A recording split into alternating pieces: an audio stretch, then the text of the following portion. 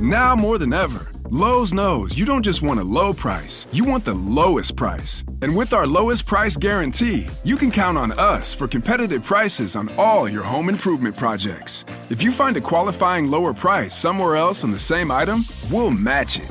Lowe's, we help, you save. Price match applies the same item, current price at qualifying retailers. Exclusions and terms apply. Learn how we'll match price at lowes.com/lowest price guarantee. Today I saw somebody who looked just like you. She walked just like you.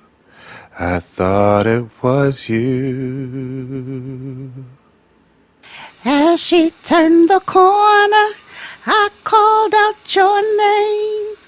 I felt so ashamed when it wasn't you. Wasn't you? You are everything, and everything is you. Oh, you are everything, and everything is you. Ooh. Boom, boom, boo, boo, doo, doo. Whoa ha, whoa ha ha, whoa ha ha, whoa ha. Whoa ha ha, whoa ha. Whoa ha ha ha ha. Whoa ha, whoa ha ha ha, whoa ha ha ha, whoa ha. Whoa ha ha, whoa ha ha ha. Whoa ha ha, whoa ha. Whoa ha, Whoa ha, whoa ha ha. Whoa ha, whoa ha ha ha. Whoa, whoa ha ha ha ha. Whoa ha ha ha ha.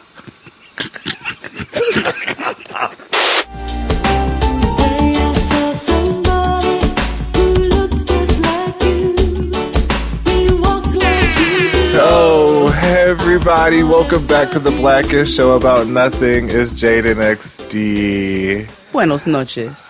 Yes, I'm your host, XD, aka Girl, I guess.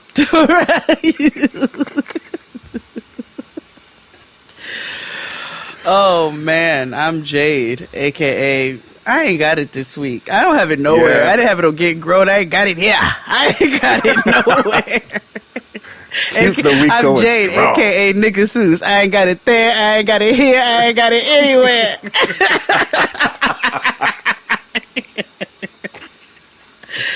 I ain't got it on a train. I ain't got it in your nigga's brain. I don't have it on a ledge. I ain't got it for Sonic the Hedgehog. Hog.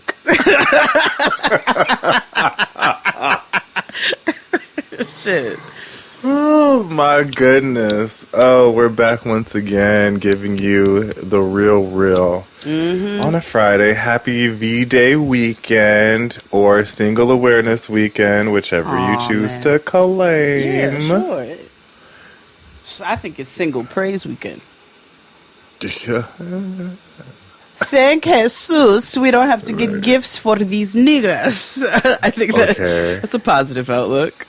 Right. I've been trying, to rack my brain to figure out what to do for this holiday. Oh. But we don't do nothing. I don't really know what to do to be in a, well, see, it's different when you're married, right? Because then it's like you got a kid, and so you can like focus all your energy and shit on a kid. Yeah. With gays, it's like you got to do shit because that's all you got. Oh. So I got anniversaries and birthdays and shit.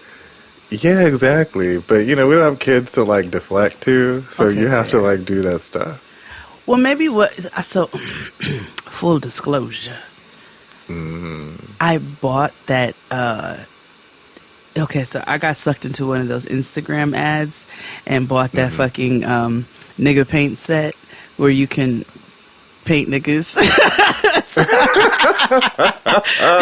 So I got one for him to paint Nipsey, and I paint Pimp C, and I was like, we just gonna have us a little date night, and full disclosure. You know, because he's irritating as fuck. But that nigga Chance and his jaw popped up in my fucking, it was the Instagram ads. And I was like, oh God, he was insufferable. I was about to scroll and then I see these paintings and I said, well, I'm intrigued. What is this? You sucked me and you got me advertisements. So I bought it. Yeah. Instagram be killing me. Just be like, that's how I bought my new, well, I didn't show you my new sweater. I'm going to show it to you. It's cute. I think I'm going to do a non-cooking video on Patreon. I know these people are like, what the fuck is happening with Patreon? I had to get my life in order first. Like, I jumped the gun and told you niggas I was going to give you something right this second. And I said, you know, get yourself together before you jump into the workforce so you can jump in with a clear head. So that's what I've been doing, and I'm about wrapping that. But I think I'm going to do a non-cooking video where I literally sit there and go over all of the random pandemic purchases I have made. Because I have a lot. My homegirl was like, what's this thing with these little raccoon paws? I said, well, that's to massage your head. She said, bitch, why do you need to massage it? I was like, cause in case I get a headache. Oh my God.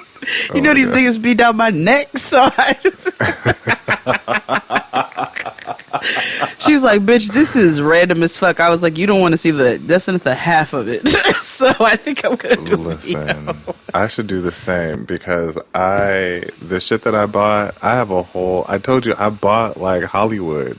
Hollywood is in my apartment. I have gimbals and gadgets and what's galore. Same. You know what I mean? And I need to dispose a lot of it because I don't use much of it anymore. I figured out the most simple setup. Okay. So I tell you, friend, purging, I know these people are about sick of me. Purging, though, has been, which, I'm a good, I clean and I'll purge. But no, I did like I've been doing the ultimate, like you go through every kitchen cabinet, reorganizing everything. I bought these little things to organize shit. I bought this thing to organize my mixing spoons and my this and my that, my cabinet. Like I went through I moved the vitamins and the medicine to its own cabinet. I went through the pantry to see which cans were outdated and organized the canned goods and bought little shelves to stack the canned goods so you could see what's there. And nigga, I have been in a zone. It has been like Virgo on heroin, and it is incredible. My closet, y'all saw that Word Up poster that I had in my shit, and yes, I kept it. However, I did get my keepsake box from 3 boxes down to 1. So I found Windows 95 pamphlets on how to use it. Oh no! Guides from computer classes and shit. No. I saw when you posted that. I was like, girl, where'd you find that on the internet? In my fucking box.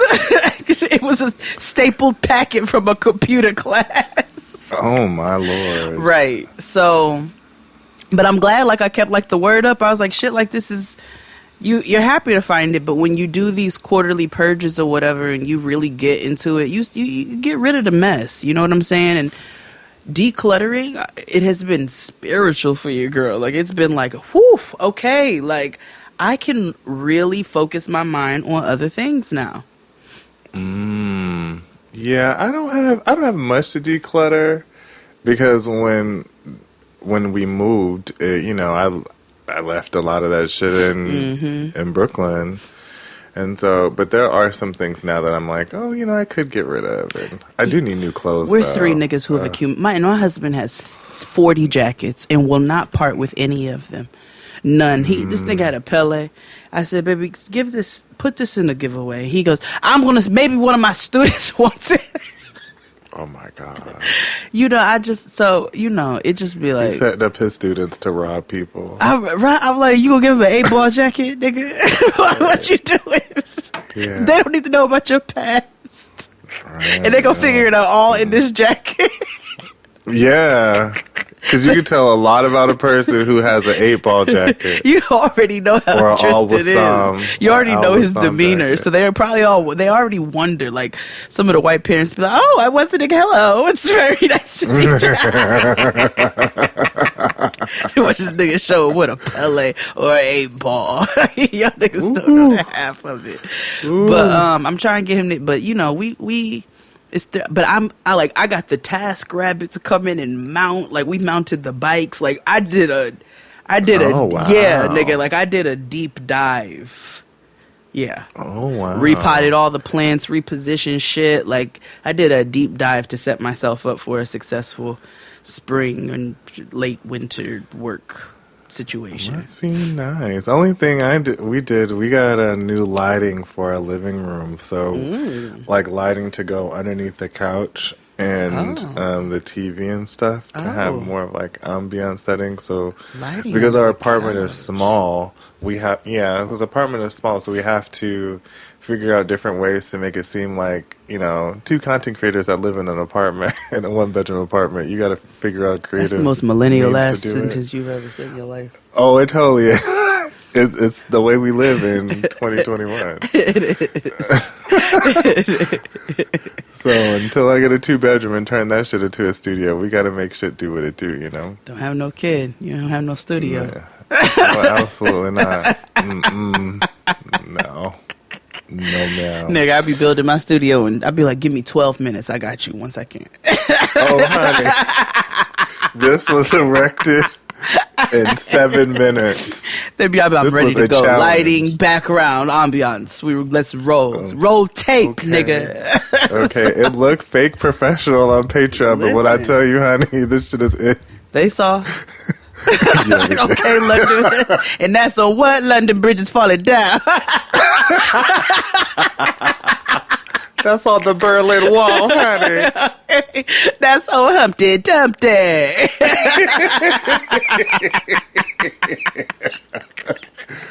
Oh, shit. But, what do we have to tell y'all? Oh, we were on... Ooh, shit. Mm-hmm. We were on Unhappy Hour this week with Matt Belisai. Yeah, shout out to Matt. It was a good time. Yeah, we talked about chaos and negativity. Mm-hmm. What else would we talk about? Right. Who are we? Hold on. I need to get my weed pen. Hold on. Yeah, go do your thing. No, I fell. Oh.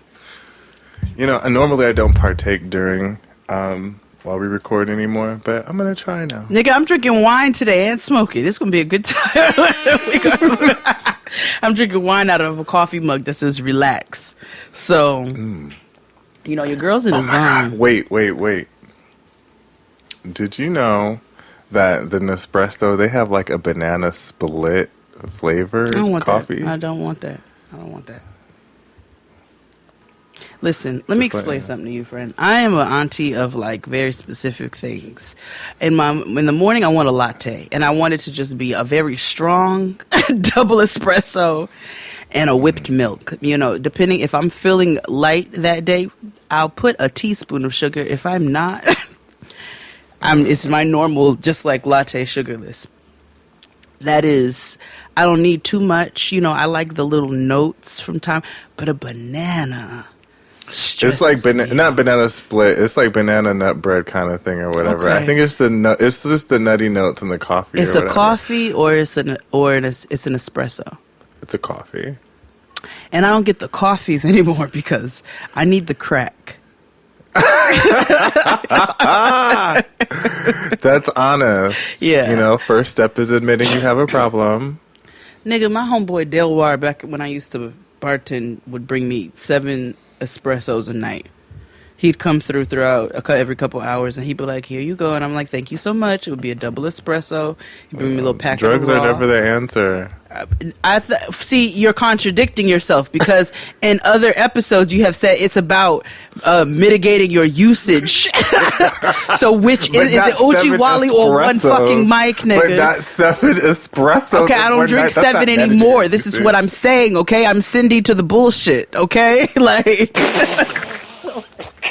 Oh my God. God, that was wretched. This is not Patreon, bitch. This is not Patreon, bitch. This is not paywall. Too brave, too brave. Too brave. Too brave.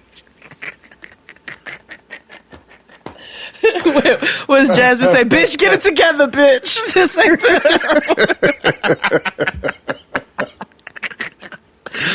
oh shit. Oh, sorry, I didn't goodness. mean. I'm just saying, like, okay, I need a fucking Xanax. That's what she said. She said what she said. So at that time, in order for me to go home to a 2-year-old and like function and do things and bartend, nigga, I was drinking 7 espressos a night, and your girl was pounding the tape, killing it. Do you hear me? Getting it together. But now I don't have to drink 7 espressos. You just drink like 2 or 3. Okay. See? Okay. Mitigated my usage. Okay. I'll let you have that. Thank you. Anyway, listen to us on Patreon, where we post multiple times a week. We do recaps and reactions and a whole bunch of other cool things on there for $5 a month. There's over 200 videos posting up there, so get your life. We have been working all quarantine and will continue to do so. Also join our Discord, because that's where the mess resides. Yeah. Our little community where we have a good time. There's text channels for you all to just anything tickles your fancy. Gaming, food, the shows in general. Also a space to promote your own stuff. You know, it's a good time. That's on Good. Keisha Cole. Okay, that's the way it is. So,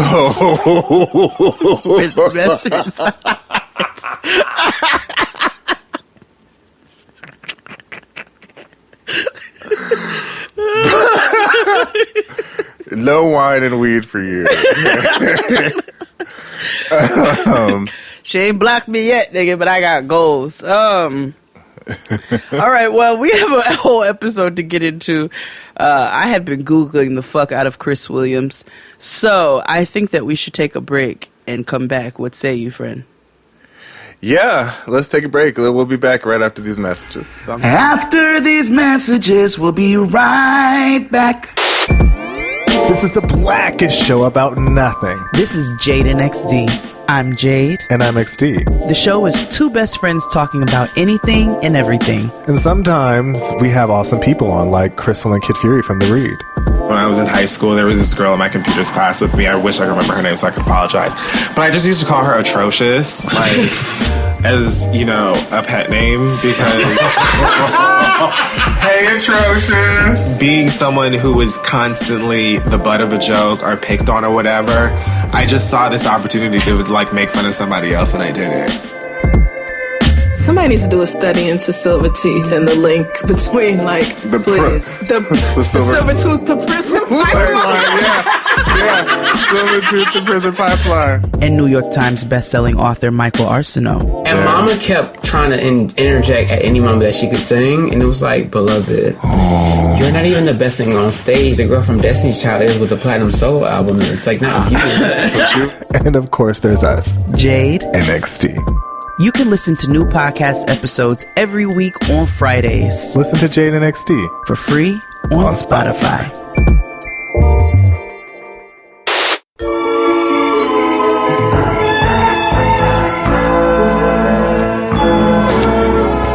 Okay, so we're back. Lee. Married at First Sight. I am eagerly anticipating these future episodes. This is just... this is a level of mess that I never anticipated. Me neither. And you all, I applaud you all for bringing this chaos into my life, because this, I can't wait to be even more entertained. And I'm entertained by the show, but I am also more entertained online once I leave here and I figure out what else this nigga is doing. So Yeah, it's a comprehensive type, it's a community. ooh, baby. So who you want to start with? It's kind of hard to start with. It's kind of hard to break the couples down. I mean, we could do it with like their family conversations, but then That's what I learned. So, because there gets to a point where everything blends together. So what I did was, on my notes, because we take notes for this show, I put wedding day. So this is what happened, and then wedding night. This is what happened. When they meet the parents, this is what happened. So that's how I was able to keep each couple what happened in there. got it. But, Okay. Goodbye. great. Okay, so who would you like to start with?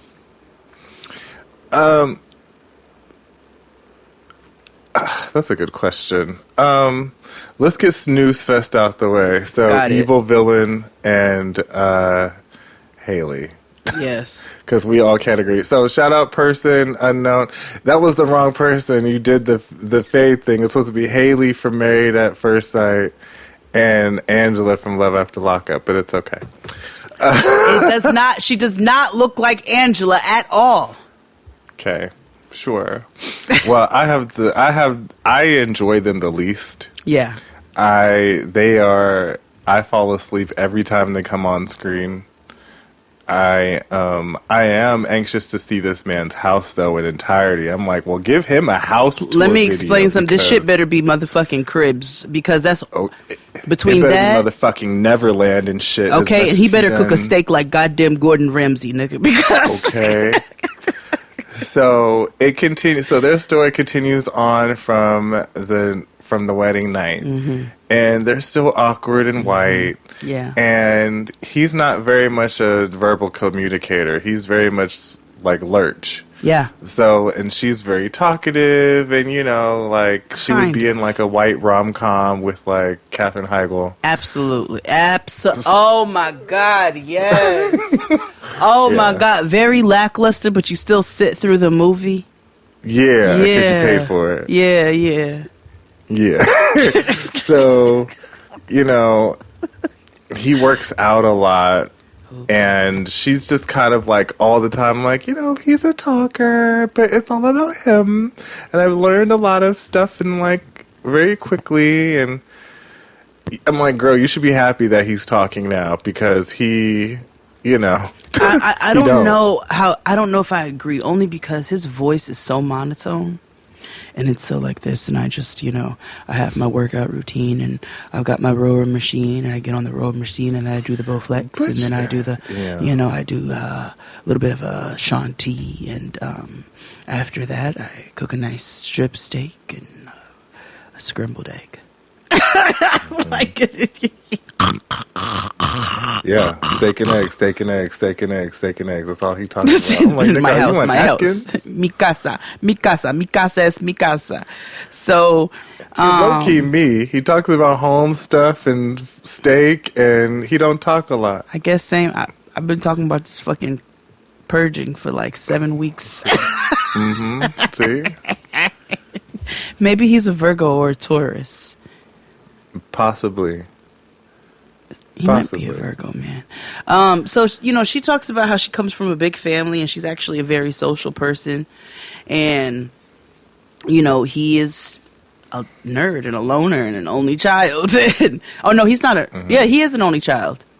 No, he's not. He got a brother. No, he has family. Oh, yeah, that's right. But he's lonely. I mean, not lonely. He's a nerd and a loner. So he goes on and on and on and on and on.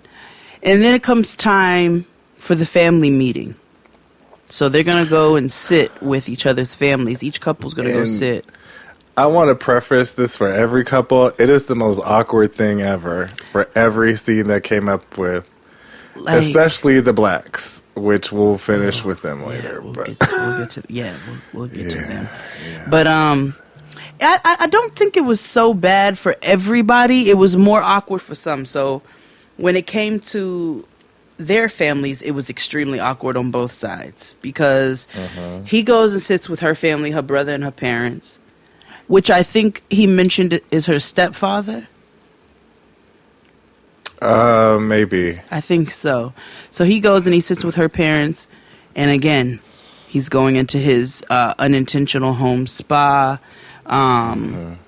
and all the things he's done to his home, and his breakfast spiel. And under her family sitting there like, nigga, we heard this last night, but cool. And then he asked, so, you know, like, if we were going to go on a vacation, what would she want to do? Like, if I was to surprise her with an excursion. And they were like, well, she likes to dive. He's like, oh, yeah, well, my brother, you know, punched my lights out one day. And, you know, I just don't do well in water. And they're like, okay, all right. Well, she likes food. Yeah. And he's like, well, you know, I only eat steak and eggs. So I just, I don't know. I'm not sure. They're like, well, she can cook a nice steak. You know what I'm saying? Like, we don't know what to talk like nobody about business. So then so he's like, okay, well, what about when she gets mad? And they're like, when she gets upset, you just have to give her space and she'll be all right. Now, she goes and sits with his family, and it is very clear that this lady, I don't know if she's not attracted to him, that she hasn't really spoken on at all. But I think she is highly nervous because this is not what she would have chosen at all. Not at all. So she goes and sits with his family, and his family is old and very boring. Because he is old and very boring. Mm-hmm. And she's like, so, you know, and they're like, oh, yeah, well, you know, P's always been a loner. And it was just really just painfully awkward, the entire conversation. Painfully awkward. So it's time for them to go on their honeymoon, and they all go to Vegas. Yeah. And so so they're packing to go, and he's very much like proud to be an American. Yeah. But like he's also like old, and not even he's 38, but he acts 48. So and she's not feeling his jeans, his style, his Yeah, not at all. My nigga had an American flag fatty pack that had speakers in it. Yeah, it was like a baby boombox on his waist. Yeah. Like Radio, not Raheem, but like Radio Raymond or something. Yeah. Radio Ralph. No, every nigga I know niggas named Ralph. It's like Okay, Radio Roy.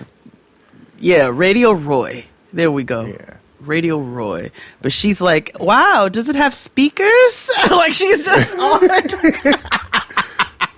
her tone. I know he bought that on Wish.com. You know he did. Oh, what's the other one? Shein. Did. Where'd you get that from? Shein. It took 27 weeks. Okay. He bought it from. Where did I buy that Kerry Washington mask? That might have been Wish. Yeah, he bought it from Wish. Wish got all the random shit. Who you want to do next? Oh, we can go to Heather Headley and Miro. Okay. Oh, okay. All right. I like them. They're so cute together. She is such a cute girl. Yeah. She came out with the little Debbies out. Yeah, I was like, okay, in my mind. Right. Okay, work. Okay, with these PJs. This is cute. Yeah. Okay. For every one of them, I put morning breath. That's the second line. So, because they were all in the cameras talking. And then I put no sex in the champagne room because they didn't get it in that night, but which was fine because they did a lot of talking and their chemistry is nice. Yeah. Your But boys. I Go do ahead. want to point out that Mama did wrap her hair at some point in the night. Very black, thank you. And he likes her, you know, he likes her physique. He's into the petite girls, so he's like, that's my type, nigga, that's my type. And you know, she's his type, he's her type as well. And they're attracted to one another. They have a nice energy. Still get big cheating energy from him. I'm so sorry. Oh no. I know. I don't want it to be that because she's so sweet. But something about him is just a little like, maybe, I don't know. It's because he's Dominican, that's why. It's my intuition is just like, ooh, it's just something. I don't get Dominican. I don't get cheater. Listen, I get he could prove me scammer, all the way though. wrong, and I hope he does. Because I would never want that for her. I'm literally speaking on my own intuition and what I'm feeling, and every time he comes up, I just be like, they're so cute, but oh God, why do I have gas? Like, oh no. I know, it's stressing me out. I really hope he proves me wrong. So, he's talking about he likes pancakes and breakfast and shit, make me some bacon in the morning, big mood, and she's like, oh, okay, that might could happen, maybe. yeah, every once in a blue. And then the one thing that I noted for all of them, which I thought was pretty funny, was they had to exchange phone numbers that next morning before they went to go meet with the families because these niggas don't know each other at all. So they're like, he's like, "What's your number is?" And she's like, She's like, and when you save me, put the peach emoji in the heart. I want heart eyes and a cartwheel, okay, nigga, because you're excited for me, and I want, like, the whole shablam. But they are cute, so we'll focus on the positive. So she goes to meet with his family, his cousin and his cousins. His tia. His tia. Mm-hmm. So tia and the cousins, yep. They're like, so what's up with you? Like, what you? And she's like, oh, well, I'm bringing stuff to the table, okay? I'm an engineer. Right. I got this, that, and the third. I got my shit the for me. doll said, I am a job. Okay, bitch, I don't have a job. I am one. Okay, I am a career, actually. A city girl right here. And so they're like, oh, okay. She's like, but tell me about him. And they're like, he's a workaholic. He's always working. That's going to be, it's a little off balance, but that's his zhuzh. And she's like, well, I did notice he brought his work computer, and I wasn't going to say nothing, but I peeped. Mm-hmm. And then she asked about his moods when he gets upset. Like, what does she have to expect when he gets mad? And you could tell his cousin is trying to hold back. Yeah. And she's like, when he gets mad, he gets big mad, and you have to try to calm him down. And she's like, okay, all right. Mm-hmm. You want to go into his meeting with her people? Yeah, so he goes to meet with her family. I believe her father. Her mom. No, her mom and sisters, right? Or it was the mom and the sister. Her sister, her bestie, and her... Yeah, the people we've seen on the show before. Right. And, they get to, what can you provide? They get to the where the money resides. Yeah. Okay. They called on Linda Ellaby and asked the hard-hitting questions. Mm-hmm. So he was saying, I'm an entrepreneur. And I was like, oh, hell, here we go again with his scammer-ass job. But he was like, if that don't work out, I'm also working to get my real estate license. So his family was like, okay. Yeah. Sure. And he's a sweater. So he was like, ooh, okay, yeah. He's one of them take your hat off niggas and wipe his head. He always got a washcloth with him. Right. So he managed to escape unscathed pretty much. Both of them did by, with their parents. And so it's time to go to Vegas. They get to Vegas. They're having a good time. And he gets a call. And his grandmother had a heart attack. Yeah. I don't know where. Either she's in DR. I feel like he used to live in New York and then moved to Atlanta because he has a New York accent, and not all Dominicans have a New York accent. He has a strict you used to live in the Bronx. I mean, he gives me big Kingsbridge energy. Not gonna hold you Fordham Road, but because even this is one thing I would like to notice. Ooh, blessings and salutations. One thing I would like to point out before he got the call about his grandmother, she's talking to him about, they're talking about the meetings with the family.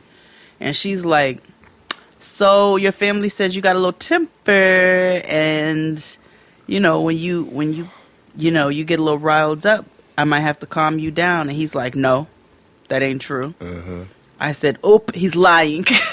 Mm-hmm. Mm-hmm.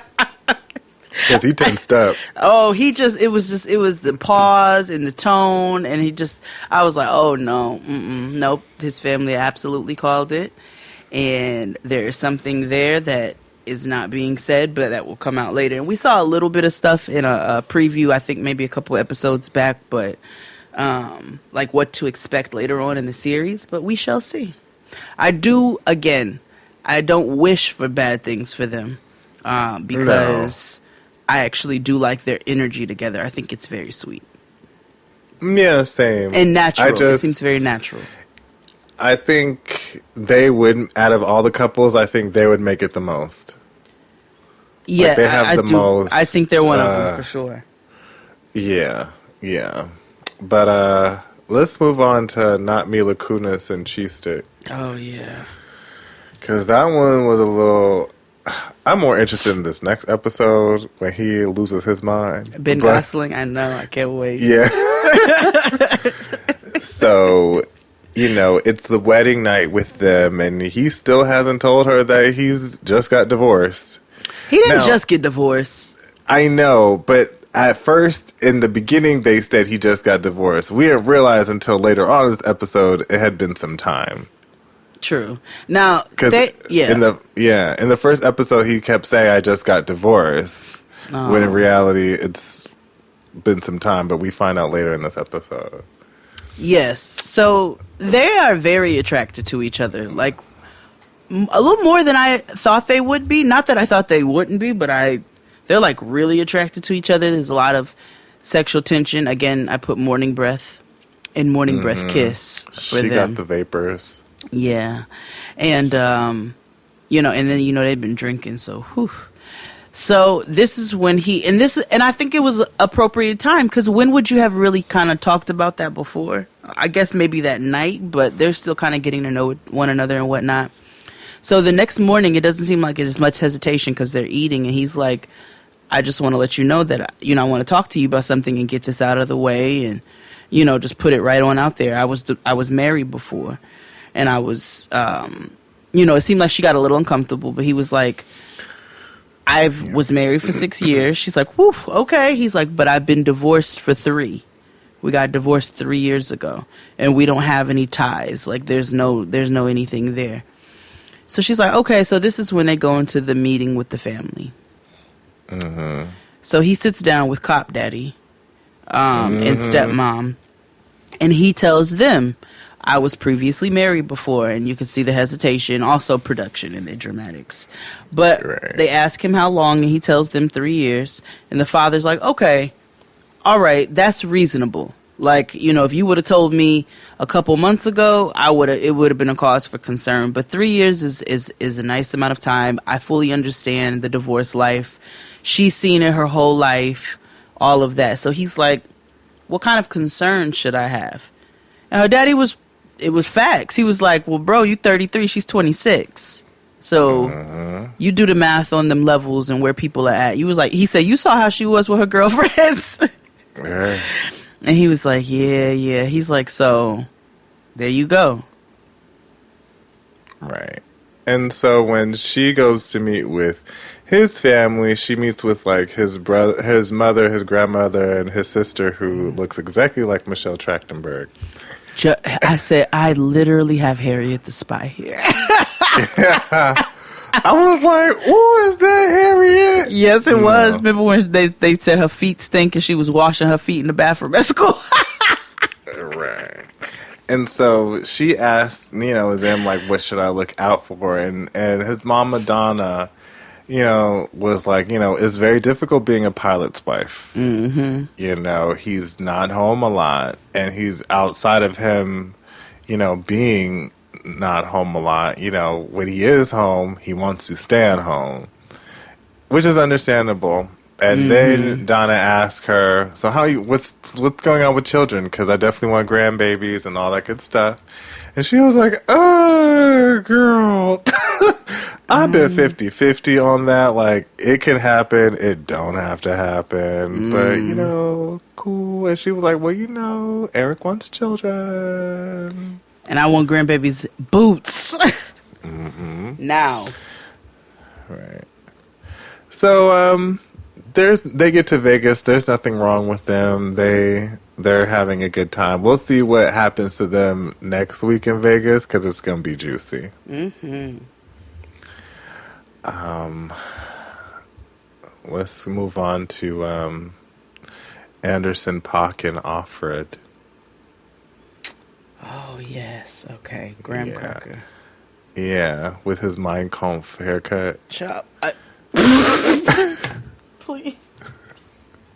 Don't get us Nick Cannon. I don't feel like apologizing. Nah, that nigga got... He do. It's very, I know, it's very Gestapo. The Mein Kampf quaff. Yeah. Why, though? The Mein Kampf quaff. I'm just trying, like, has his brother ever told him, like... And you know what's crazy? Because his brother worked with 85 South with all them N-words, like DC Young Fly and all them. Like, his brother works with 85 South? Mm-hmm. Doing what? I don't know, but that's who he's down with. I also want to point out that not Anderson .Paak has a really big butt. And it's like... And how and he has workout booty. Yeah, and I've noticed because it was so pronounced because I looked at her because I was like, oh, she ain't got no booty. And then I was like, oh, he got all of it. So I'm like, okay. But I don't know. He likes his quiet time. Yes, he does. And she is very much the opposite. Mm-hmm. But I think they may end up balancing one another. Yeah, absolutely. But he also runs the relationship so much like corporate. Yeah. Because he was like, let's talk about our top 2 moments of the day. Mm-hmm. Even though it's not a corporate thing, but that's some shit you learn in therapy. Yeah. Yeah. So they talk about like the anticipation, getting to know one another, and all that good stuff. Next morning happens, morning breath, all that good stuff. And we find out that she's a sleepwalker and talker. Mm-hmm. But she explains to us that they did not go to Pound Town on the first night. I put that in the notes. Pound Town. Yeah. I was like, respect that. Let's go to Pound Town. I'ma dig you down. I said, that's the whitest thing I've ever heard in my life. Yeah. We need to go to Pound Town. I understood though. I Sure. was like, okay, work, T. Right? Is we fucking? Yeah. Because I want to. Let me see what you working with. Right. So they get to talking about TV, which is super important in any relationship. I'm sorry if you have. It ain't gonna work if y'all have horrible, like completely opposite taste in television. Because otherwise, it's just it's like music. Like if. He likes his quiet time, and she seems like she likes to talk through the programs. So it may work out where if they have 2 TVs in the home, when they have their TV time, that's their separate time. That's where he gets his little quiet time. And then, I was on her side, though, with that Breaking Bad shit. I tried. I tried so hard. I really did. And I was like, I can't do this. Yeah. The White Wire. Yeah. The White Wire. Yeah, it is. The White Wire. I never thought about that. Yeah. Holy shit, it is. Mm-hmm. Yeah, just less cops. But yeah. Yeah. Yeah. But of course, because it's white. So of course they would have. Exactly, nigga. So AKA reality. So, I think they may end up balancing one another, but the problem that we're seeing already is that she's not religious, and it's because she was forced into religion growing up, and his parents are both preachers, ministers. So yeah, I didn't pick up on that before. I didn't. But they very ministery, because her dad was like, well, let me bless the food before they ate, and I was like, she's like, well, organized religion isn't my thing because I'm burnt out from growing up and I went to Bible college and whatever the fuck. So you can see where his mother is a very black woman. She's saying everything and saying nothing. So she's like, yes. She's like, we weren't expecting her, but You know, God has a plan for everything. Daddy didn't say much of anything, and notice how we didn't see him at the wedding at all. I didn't see him. Now maybe I'm mistaken. I don't recall seeing. I don't recall seeing him before this, but because he looks just like his father, actually. But you know, Mom does most of the talking, and then she asks, how was he growing up? And they were like, well, he was messy as fuck. It was nasty and dirty. The room was a junky ass mess. And they're like, but now that he got his own space, he got his shit together, and now nobody can leave a crumb in his spot. And she's like, okay. And you could tell that he runs his life very, very military style. Yeah, I feel like he one of them niggas that like be into anime, and so he applied like the art of war to everything in his life. I actually don't get. I get that he judges people for being into anime. He's like, how do you have time to watch that not in the gym? You could be being productive with your time. I don't know. He's a software engineer, so that's what I get. He gives me his TV time is like scheduled. Oh. Yeah, like he sets the alarm, and when it goes off, he turns the TV a off. regimented TV program schedule. He has a regimented schedule, period. Yeah. So it's like, okay, 7:30 TV off. It's time for this. Okay, now it's time to do this. And on Saturday morning, he gets up and he works out and he mows the lawn, and he just seemed like that type of nigga. That's fair. Mm-hmm. Yeah, well, his parents don't believe, her parents don't believe in divorce, and they both sets of parents are like, this ain't what we thought, what we envisioned for our child. And you can understand what they were trying to get at, because Clara's, Offred's father gives very much Boomhauer. Ooh, child. I'm like, ooh, I've seen you before. Again, a wat. So, and I could assume every person on this show, is Georgia in the South. So, I assume everybody is a Trump supporter until they are not, until they say it. Now, I know Offred isn't, because she wanted everybody to know that she's a white girl who marches. She's like, I'm at all the Black Lives Matter rallies. I stand for social she let us justice know that for the all first people. episode. Oh, absolutely. I was at the Women's March, nigga, okay? Like, I just want you all to know exactly where the fuck I stand. I don't know. I'm hoping that she might be a little blacker than him. I thought that.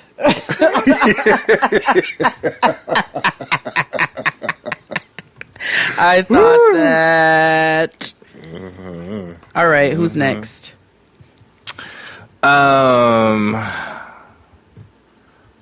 We moved through this really quickly. Perfect. We're at the last folks. Oh, all right. Hashtag blessed, yeah, and Black Christian Weave Lady. Oh no, we didn't. That's what we forgot. When he talks to her family, that's what we forgot. When he talks to her family, Graham Cracker, that is, they talk about their issues around having non-confrontational relationships, and how that has kind of not been the best example for her. So when he goes back to her about it, she's like, "It's absolutely true." She's like, I have to work with letting my voice be heard now, because I didn't have the best example of that. She talks about her past relationship and how they didn't have any arguments whatsoever for years, and there was really no outlet, and there was no healthy way of dealing with things because she was so non-confrontational, and that's the example that she saw growing up. But it seems like they both have pretty organic conversation. They talk about building the foundation of their friendship in those first few days and kind of getting to know each other, which we've seen. But she's ready to fuck. Oh, yeah. Yeah, she's ready to go. They go to Pound Town, I'ma dig you down. You come, I come, and we go another round. They go to Pound Town. She's ready. Now we can move on to the mess of the show.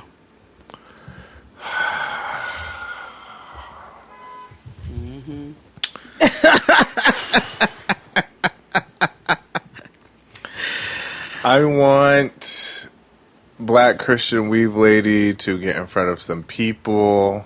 I want her to run. I want her to preemptively fall down 2 flights of steps. Because I already know what's coming. Yeah. So the scene opens up with a box of condoms in the bathroom on their wedding night. All different sizes. Gold, the Lifestyles yellow packet, the Durex, all of it's there. And you know, in her confessional, you can tell like this is the confessional from the wedding night and not necessarily, I mean, from the wedding day and not necessarily all the things that she finds out later. Because she was like, he's beautiful and, you know, she's being hopeful.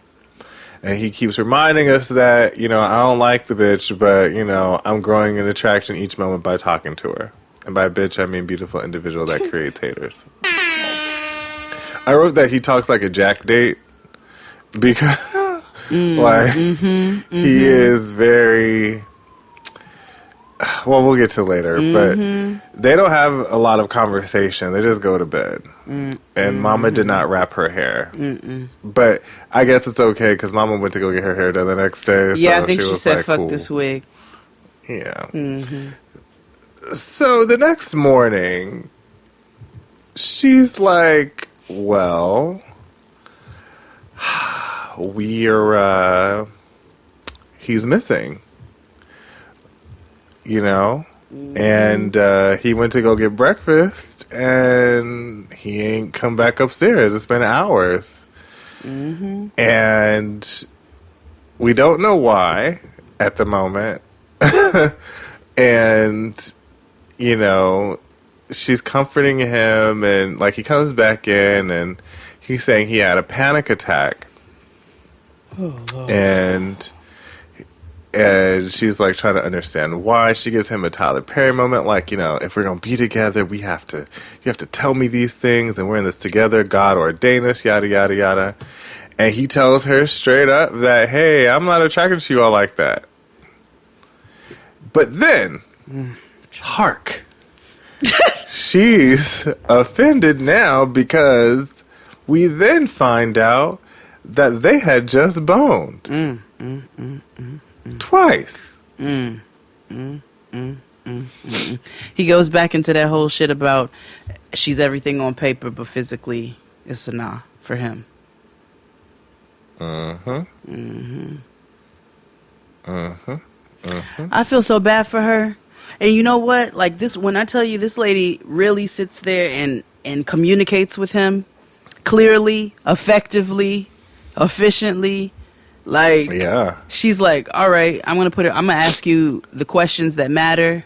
Okay, so why would you have sex with me if you're not attracted to me? This is where my confusion comes in. So let's go into the sit down. So she sits down with... go ahead. I do want to say that his rationale is I had sex with her because I thought it would make me more attracted to her. Yeah, we'll go into that. Trust me. I've got notes. Got it. So she sits down with his family, his aunt, his mom, and his father. I would like to point out, I do not believe his parents are married. I thought they were initially. I don't think so either. Yeah. And I will get to why, and it has nothing to do with what we've seen on the show, his father was sitting on a separate side from his mother. They weren't sitting together, but that's not even why I noticed, but I'll get to that. So, his daddy's being creepy again. Okay, he's calling her gorgeous again in his Steve Harvey's finest casual two-piece. It's like red and gray. It looked like shark blue inside of luggage. You know how like the you know red how like was when like you get the a big straps. Yeah, that hold your clothes down and shit. He looks like away luggage. So away. We'd love some bags over here, Jaded XT. I don't know where the fuck we going, but I would love a suitcase that charges my phone. So same. I just want it. Me too. That was about to be a pandemic purchase, and then I said, "Bitch, get a grip. You're not going anywhere." So okay, so but we will go places if we get away luggage. safely. Safely. We can go on road trips safely. Yes, we can definitely hit a road trip. So she comes out the gate with it because your girl's in distress. She's like, well, first and foremost, he told me not his type, nigga, not his type. And you could see them all being like, oh, he said that? Oh, God. Okay. All right. So they actually try to justify it a bit, even though his mother verbatim says, I'm not trying to justify it. Right. And she's like, well, at least he was honest. Okay, well, maybe he was drunk. That's what she tells the father. They try so many excuses for this nigga. She's like, oh, okay, yeah, that would check out, except for we fucked this morning. And that's when you see it. They're like, his aunt, which is the deaconess, okay, she definitely makes the fish and spaghetti. They're all like, oh, okay, all right. So then they all start complimenting her. It's just a jumble of compliments. Well, your spirit is beautiful. Oh, yeah, just lovely. I just don't know. So. Because they have to uplift her because they know that that is fucked up. Shit. And then Creepy Pops tells her to write it out. So after that, they stand with him out in the lobby, because they went and had brunch down at the Marriott or whatever. So they're out at the lobby, and the dad goes, Creepy Pops is like, oh yeah, so I fucking hate he puts on that posturing black voice that I fucking hate. That preacher voice. Like a preacher. Yes. Yeah. So he's like, oh yeah, she mentioned something about twice. And he's like, so this is where, okay, he generates the most bullshit response about wanting to see if they would strengthen the connection, even though, if you all recall, when he met with, what did you call the preacher? I don't know, Bruce. I don't know what to No, you call Darren Dance Moves. Oh, Darren Dance Moves.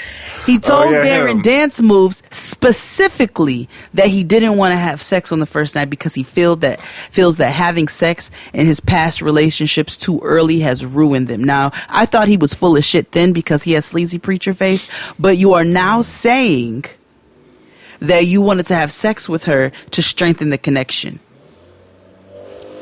Is it Uchima?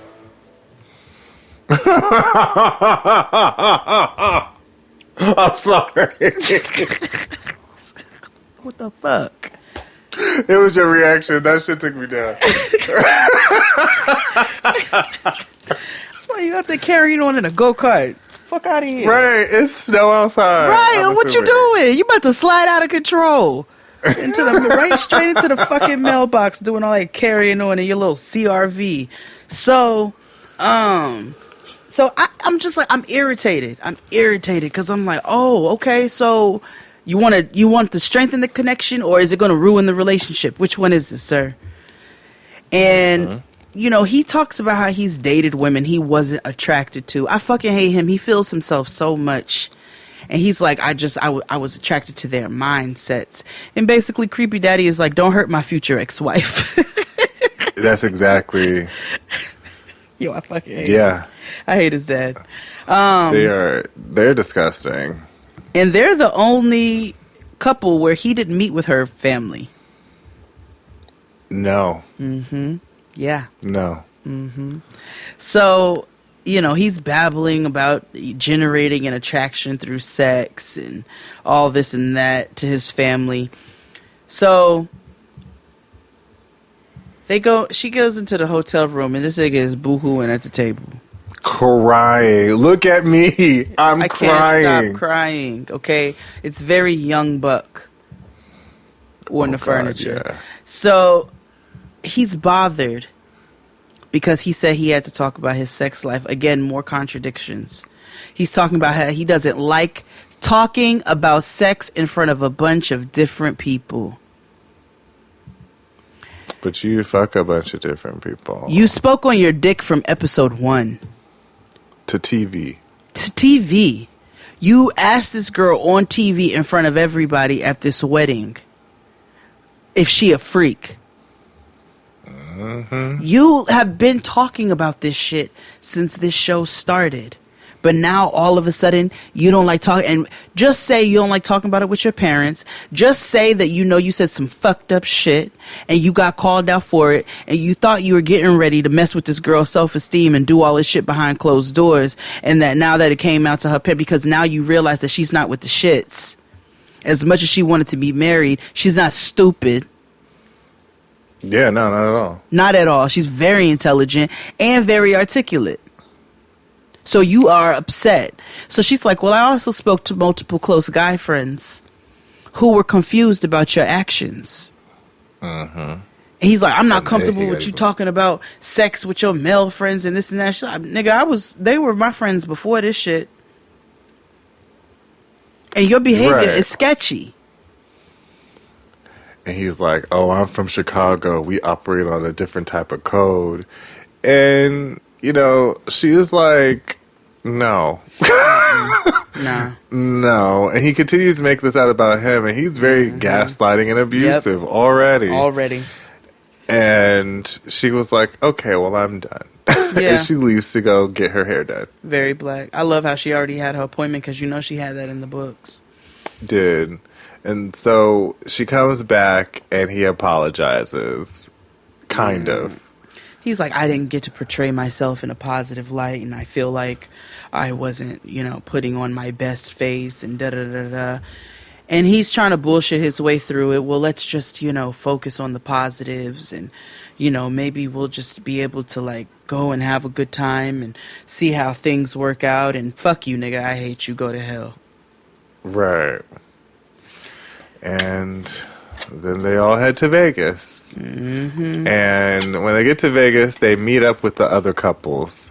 Yeah. And so, of course, #Bless has something to say about everybody. Yeah. I didn't picture this person with this person or this person with this person, but Vince and Brianna, they look right. I'm like, nobody asked your goddamn opinion. Nobody asked you. Why are you apart? Why? Shut the fuck up. Don't you got somewhere to go and cry? Right. And no, this is not shade to niggas who cry. This is shade to that nigga. Who cried? And Young Buck. Yeah. And Carl Thomas.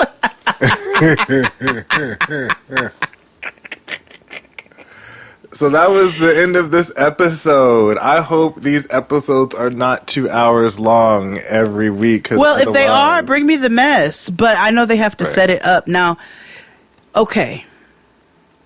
So I start doing a little research on your boy again.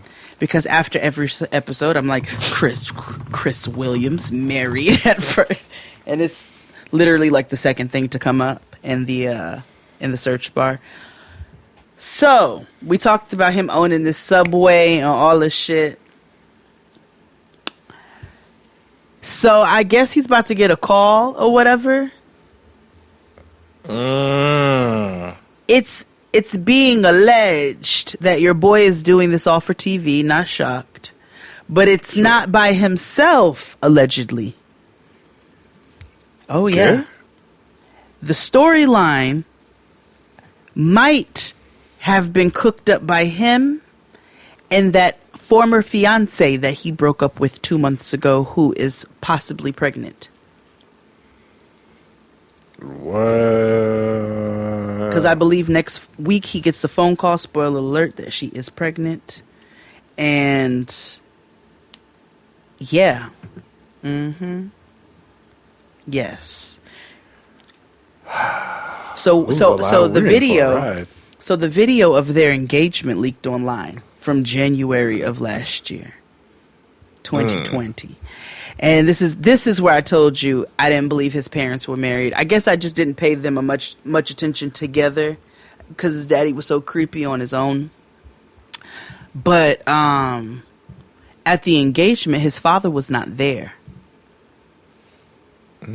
It was his mother and I guess her husband or her partner or whomever, because they were, hugged up and they were having a large family celebration where they all got together in a room.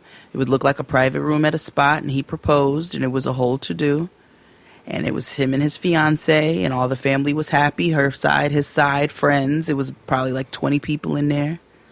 And so what I read online, which, we don't, that come with a grain of salt, is that him and his former fiance may have gotten him on this show, for some financial things and so forth and so on, but they could possibly still be together, and this might be a scam on their part. Which, if that is the case, outside of that being the case, I already feel bad for her, because this girl genuinely just wants to be married and in a relationship. She wants to give her love to somebody. She wants to give healthy love to somebody. And I really hope that these people didn't do this shit for ratings, playing with somebody's emotions like that. Right. I hope not either. I really feel... It's like I feel bad and I don't feel bad. Because you did this shit. Like, you went on this shit.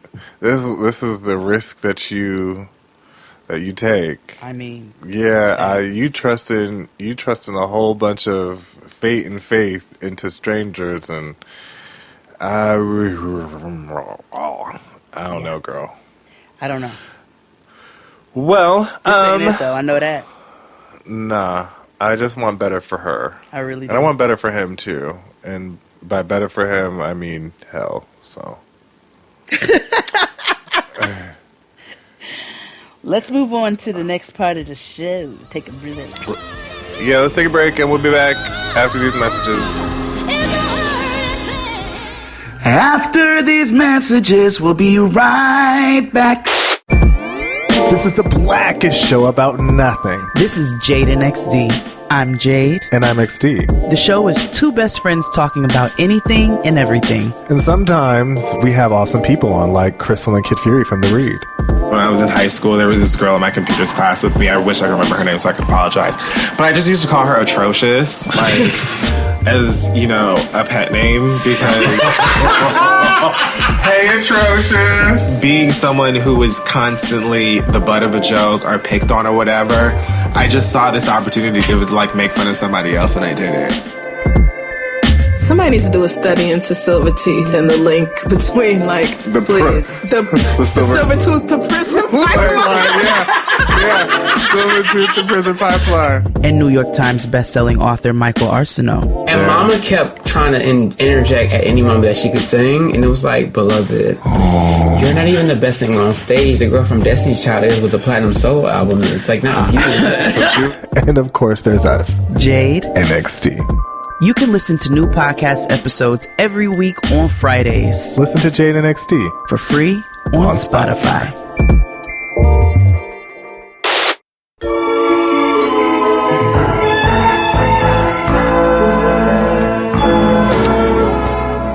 Girl, they done changed. It's not Aunt Jemima anymore. It's Pearl Milling Company. What? Well, yeah, because Aunt Jemima is racist. No, of course it is, but Yeah. Is it the same?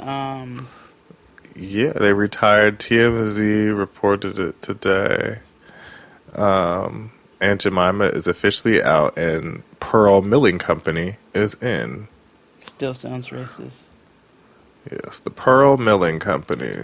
So, no more Aunt Jemima. Aunt Jemima joke's about to be dated now. Damn. Can you think about all this stuff? That'll be dated when Noah becomes our age. Facts.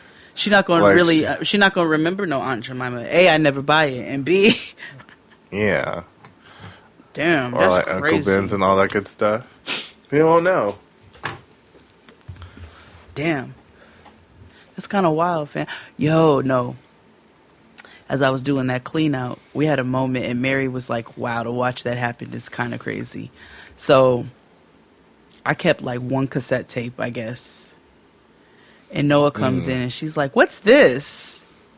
Oh, my gosh. And I was like, it's a cassette tape.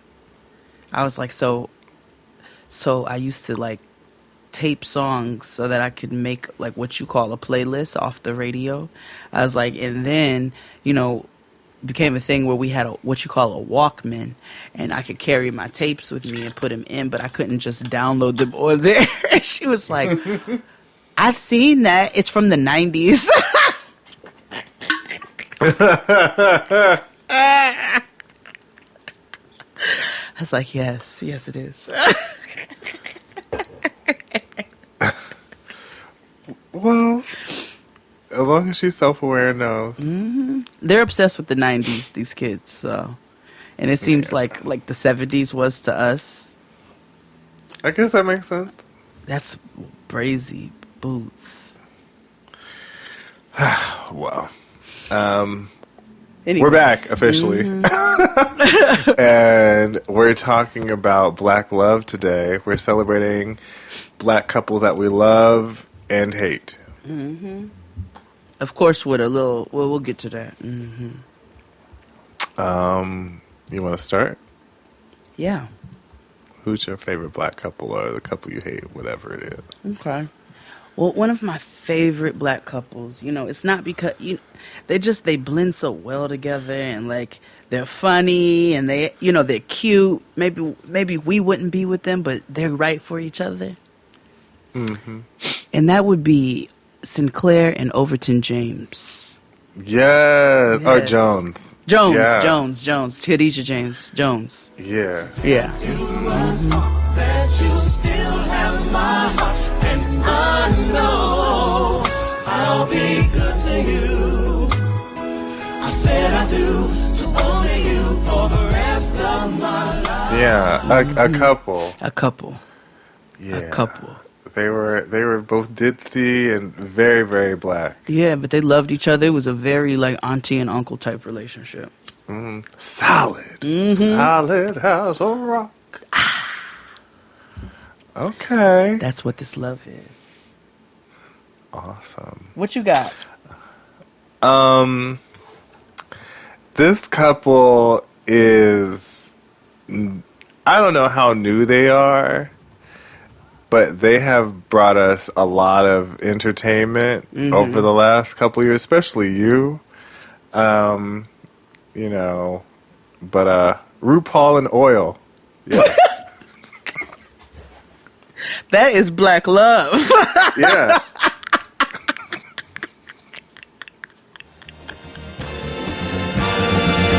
There is only so much oil in the ground. Sooner or later there won't be much around. Tell that to your kids while you're driving round downtown. There's only so much oil in the ground. Black love. The two of us are grounded like soil. It's me, RuPaul. I love you, Oil. Black to my roots. How did you, before we go on, did you enjoy Simone's Hour of Power last week? Oh, absolutely. Always. Okay.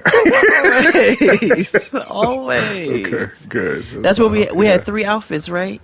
No, that was the ball. That was the ball. Last week was the disco. Was the disco? Yes. Mm-hmm. Simone's Hour of Power. Okay, and Candy's falling. The fall of Circe. Be Candy looking at them 2 pillars. Yeah.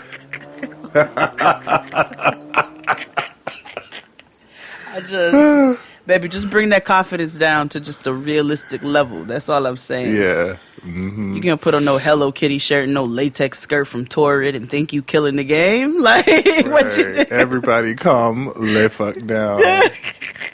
Oh, that's my next Black couple, Candy and Delusion.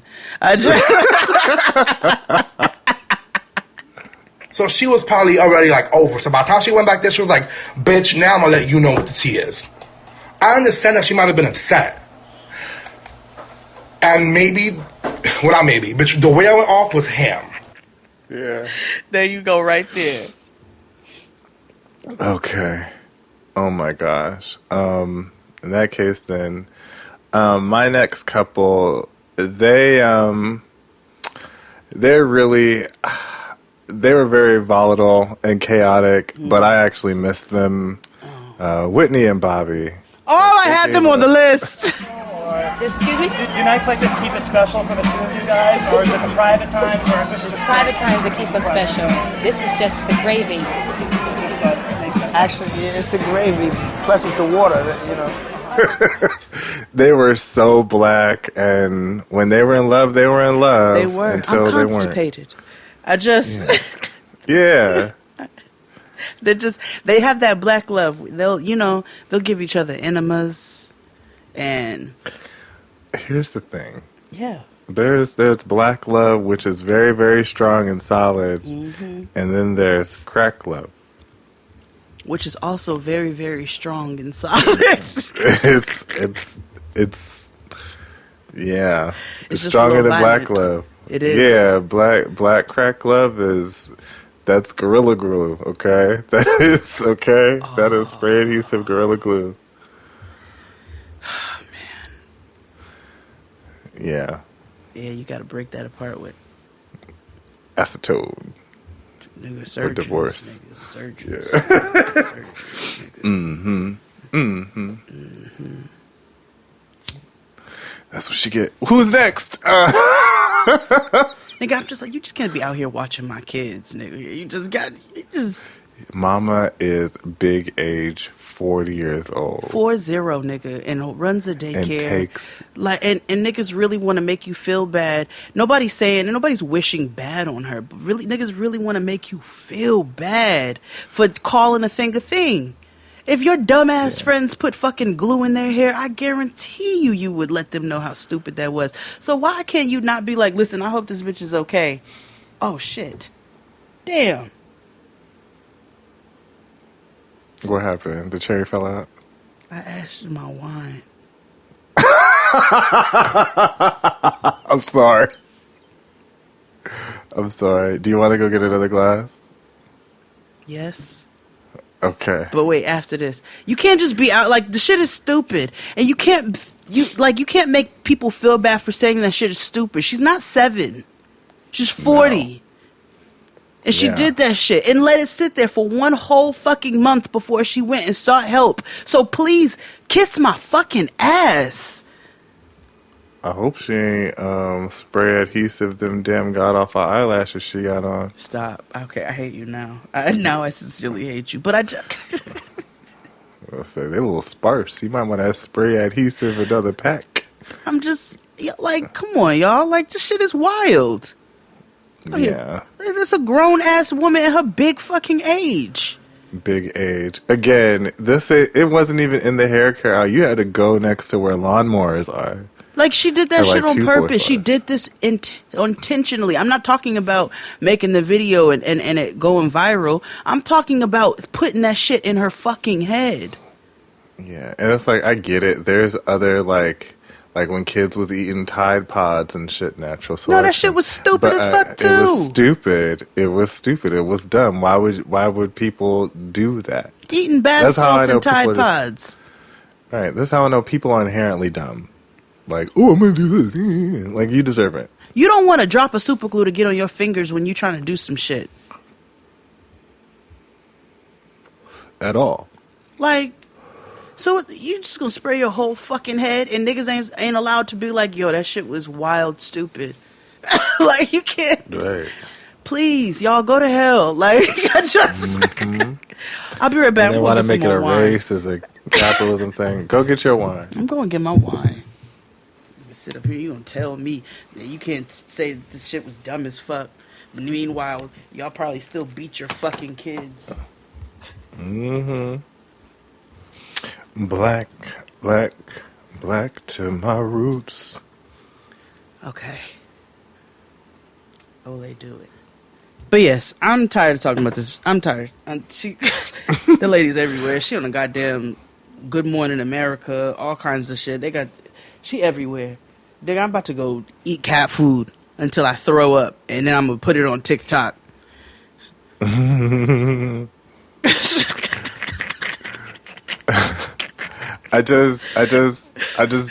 know why. I get it. She came to social media for help, but I also don't heard necessarily that have sympathy either. I don't have sympathy. I hope she wishes. gets the shit fixed. Yeah. You know, like RuPaul did when that man was drowning in the ocean. I'm just gonna pray for him, and that's it. So What can I do? Right, and I heard that hairdressers and shit was hitting her up like, well, can we help you? Can we try to figure out something? And she wasn't responding back. So it's just kind of weird. The whole situation is just weird. And niggas ain't gonna make me feel bad or they should make nobody feel bad for using just pure logic in this situation to be like, this shit is stupid as fuck. Mm-hmm. And let's just call a thing, and we hope this lady figures it out. And I'm sure she learned a huge lesson, but it was dumb. It was dumb in the first fucking place, and it's okay for people to say this shit was dumb. And I hope you get well. Yes. Who's on your list next? This is a black couple who I am just like, they have really stood the test of time. And they're both just black, and I live for it. And that would be Omar and Keisha Epps. Oh. Mm-hmm. Mm-hmm. Jerusalem. For our second time. For a second time. And it's been a complete amazing experience. My journey is one of, I guess, any human being. My existence here. Okay. Yeah. That's a delightfully black couple. Right? Delightfully black. Who you got? Mm-hmm. Again, this couple has provided us tons and tons of entertainment. This is for a specific type of black person. And I'm going to preface this. I don't know if they ever were a couple, but I definitely wanted them to be a couple in my head. But Donnie Simpson and Rachel.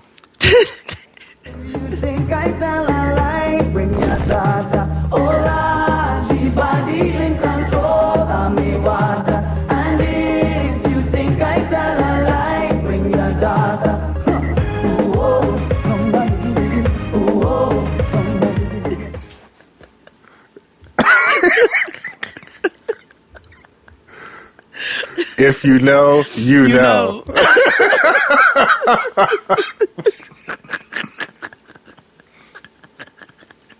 I wanted Donnie Simpson to be with the Planet Grooves ladies so bad. I know. They deserve married. To be. They deserve to be. Okay, I'm here for it. Okay. Yeah.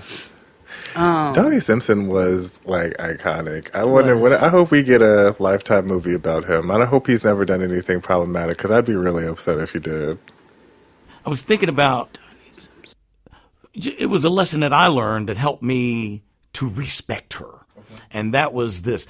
I had a guy coming on, I can't remember his name now, but he wrote this book, Women Are from Venus and Men Are from Mars, or I may have it reversed, but so I had read an excerpt from the book, getting ready for this.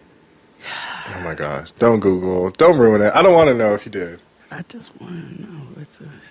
No, he don't have because when on Wikipedia they'll be having controversies or whatever the fuck. I'm not seeing anything actually. I was like, Donnie Simpson just seems like our unproblematic king, and they'll do a movie about him one day on They'll do a movie about him one day on BET. I hope so. I hope so too. We have to celebrate our have to give flowers. Let's do 2 more couples each so we can get on to our to one of the highlights for both of us of this show. Okay. You go. So this next couple, they just, if you are a part of this of this train, actually this is actually their hour of power. That would be Randall and Beth Pearson. Man, listen, a motherfucking couple. Listen, Beth we love Pearson, Sterling and Ryan. We know he loves his wife in real life, but we don't get to see that. Right now, we talking about Randall and Beth. Yes, Beth Pearson's hour of power. Honestly, fuck Randall. I'm talking about. I only mentioned them as a couple, but it really is Beth Pearson's hour of power. Somebody the other day was like, I fast forwarded through every scene except Randall and Beth, and let me tell you, it's a great show. Yeah. You remember a few months back when we finally did that escape room together?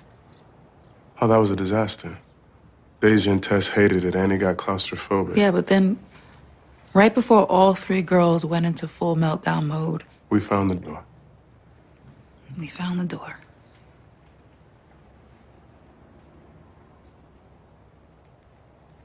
I'm not seeing the door here, Randall. Yes. I think I stopped watching This Is Us because I could not do Kevin. I could not do... Ooh, Kevin makes my titties itch. What's the sister's name? Kate. Kate, who killed their daddy. A bitch named Kate. Killed their daddy. Yeah, Sorry. a bitch named Kate. a bitch named Kate killed her daddy. Oh God! Yeah, you did blame her. I did. Remember, for months, I still blame her. She killed her daddy. She did. Horrible. And then Kevin is an awful person on the show and off, because off he divorced his wife and didn't tell her. Like, you got to catch up because you about to see even more. You want me to spoil it for you? Oh yeah, go ahead. Oh nigga, he done got. Remember the little neurotic, skinny white one who was friends with Kate? They met at the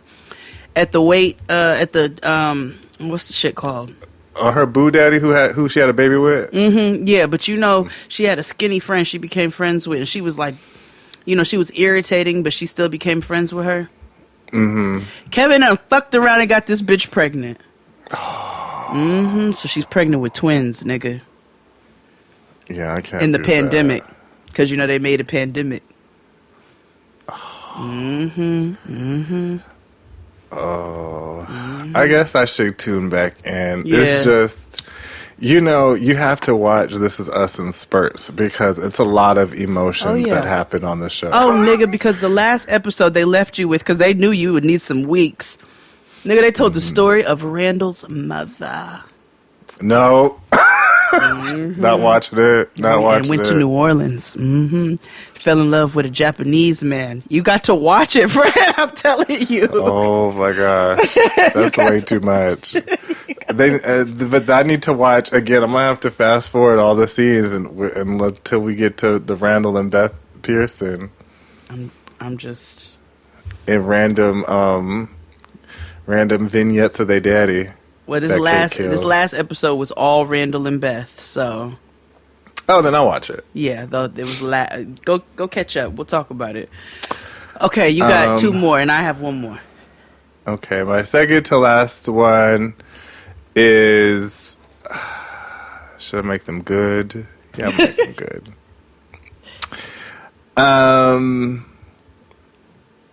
This black couple is just fabulous. Luther Vandross and Rhinestones. Yes, yes, just fabulous. That is a black love that no man put us under. Okay, I agree. That put them under, I should say. Yeah. Mm-hmm. Don't you remember you told me you love me, baby?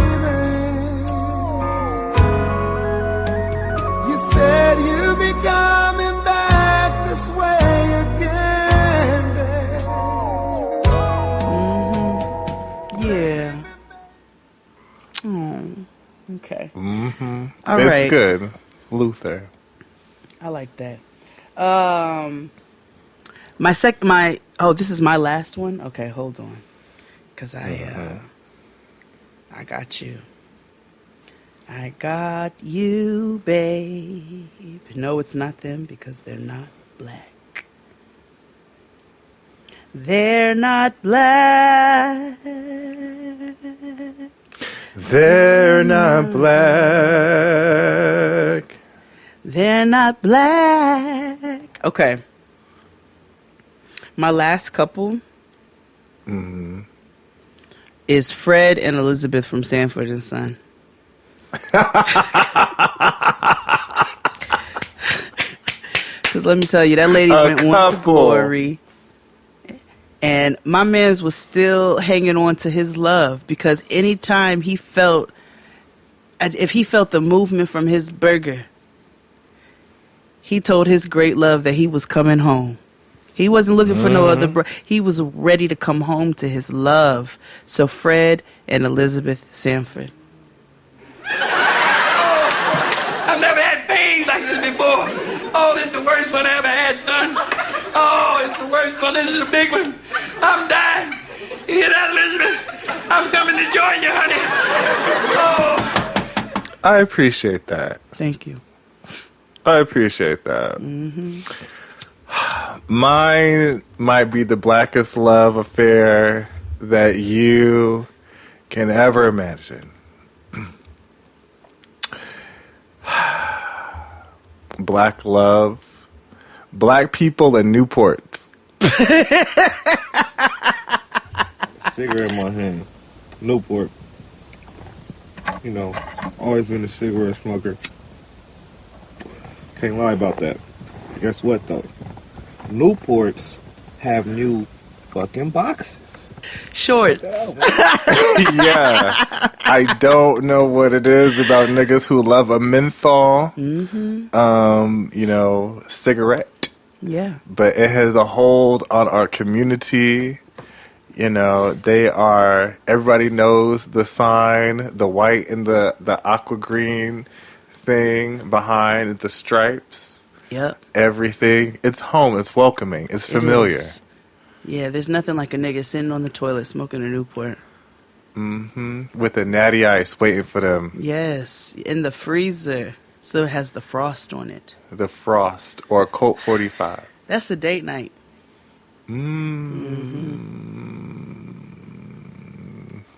Yeah, it is. Yeah, it it's a is. date night. It It's a is. date night, For a specific type of specific type. That's my type, nigga. That's my type. Yeah. Okay. You bring me home some jerk chicken and a natty ice, nigga, and some Newports. We are going to Pound Town.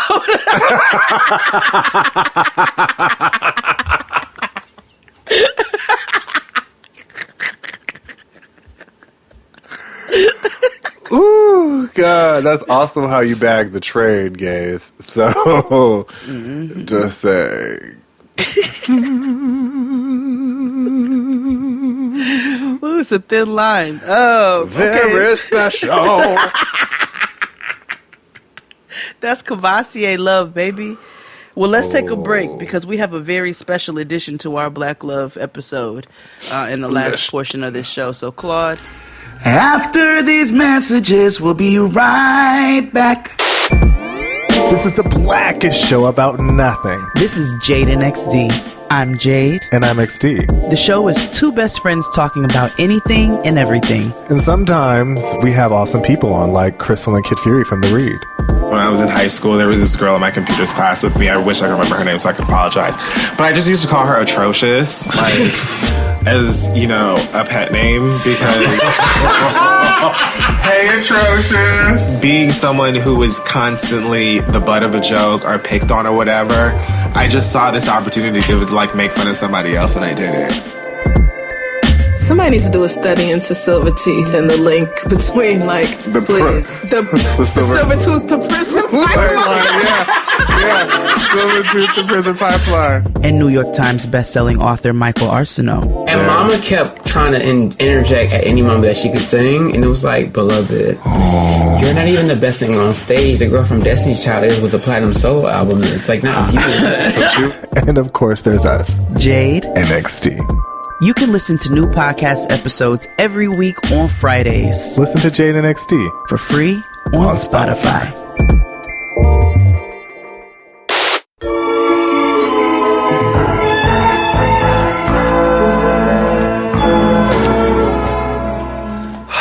We decided, and we're back. So we decided that we can have a Black Love anything without using the means that Black people express their love the most. Not food. Which is through music. Exactly. It's through music. So we have a little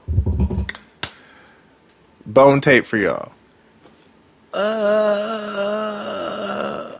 That's what you want? I mean, sure. Why not? It's provocative. It gets the people going. We'd like to bring you some selections for those who grew up of a particular age. We'd like to bring you some of the musical stylings of the collection of the Body and Soul collection. Yeah. Just to be close to you, girl. When words are not enough. Turn off the lights and let's Say it with Body and Soul. come on to me. When all your mothers had or your aunties, you saw the commercials at night and you'd sing the songs. And they'd scroll through the songs and they'd play one little long one. So we're going to bring you some selections from the Body and Soul collection, which can be found on Spotify. Mm-hmm. Mm-hmm. Would you like to go first? Of course.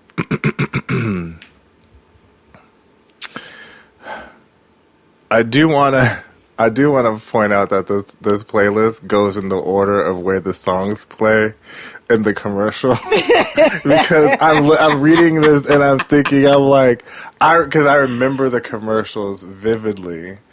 Tonight I celebrate my love always. So Roberta Flack and Peebo Bryson. Tonight I celebrate my love.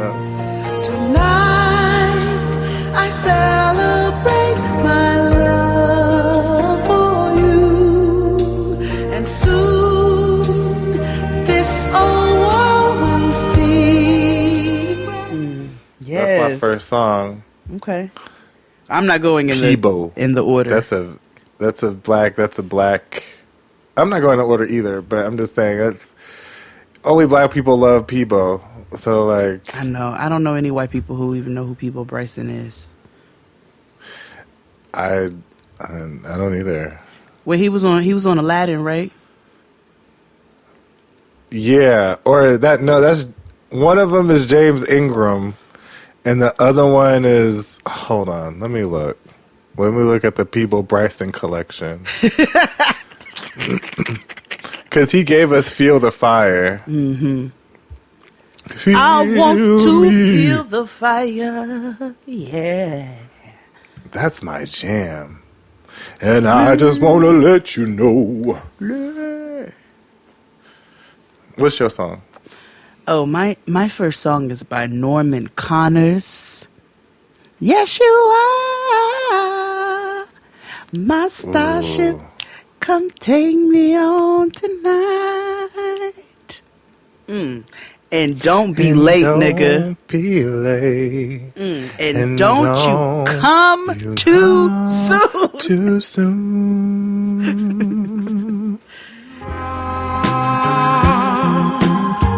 My life, I have to go.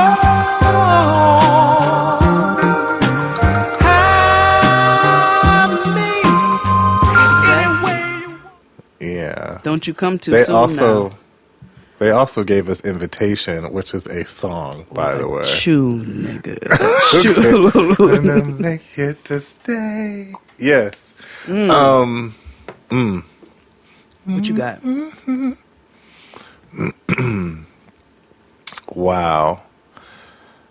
My next song it was parodied, but I still love the original.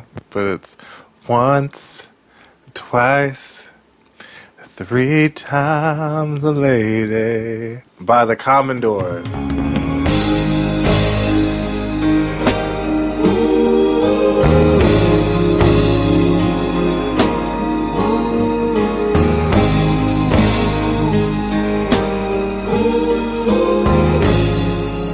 Yes. The Commodores have given us... Lionel Richie has been in our lives forever. Let me tell you something. They gave us Zoom, and you already know how I feel about Zoom. I may not be a foolish dreamer, but I don't care. Okay. All right. My next one on the Body and Soul collection. Shower me with your love by Surface. Our love will live forever.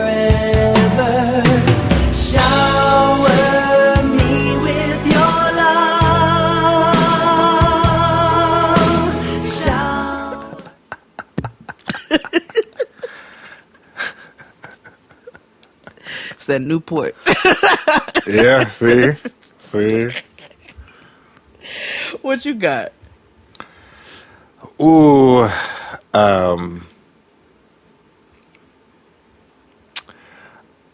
I feel like we... okay, I'll skip that one.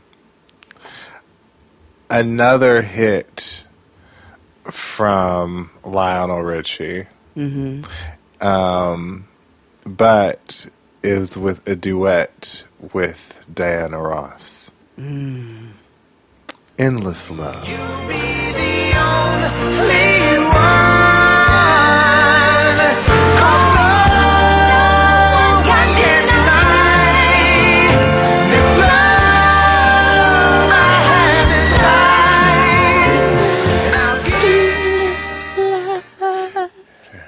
Oh, we should do that. R.I.P. Mary Wilson, by the way. Oh, Mary Wilson passed? Today. Oh, shit, I did not know that. Rest in peace.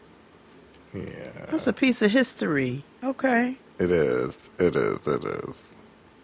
Okay, this song always will forever remind you of Crooklyn.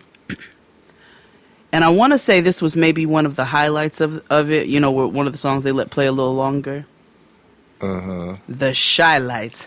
Oh, girl, I'll be in trouble if you left me now. 'Cause I don't know where to look for love. I just don't know how. Oh, that is a jam.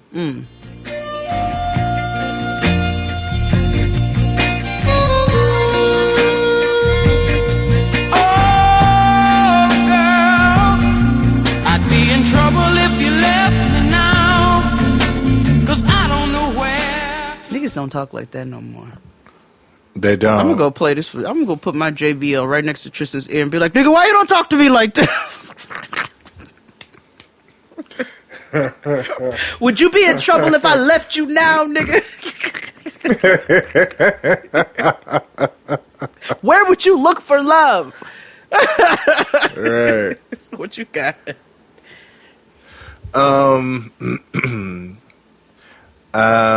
By the Queen herself. Coast to coast, LA to Key Largo, Western Maine. Nothing but a smooth operator. Smooth operator. Smooth operator. Smooth operator.